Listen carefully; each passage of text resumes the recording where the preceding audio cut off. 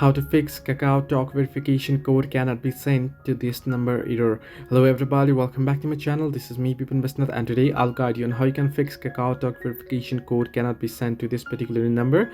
Now first things first, you'll understand why it is not sending the verification code. Now if you're not receiving verification code, what you can do is you can first wait for a while and then you can try and tap the resend option.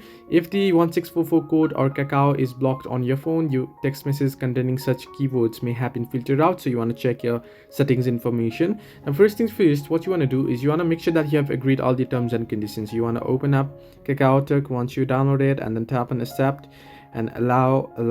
And once you do so, if you're trying to sign up, what you want to do is you want to tap on I agree to all terms here at the top and then tap on agree and continue, and then type in your phone number and go ahead. If this doesn't help, then what you want to do is you want to go ahead and uninstall the application and reinstall it and then try it again.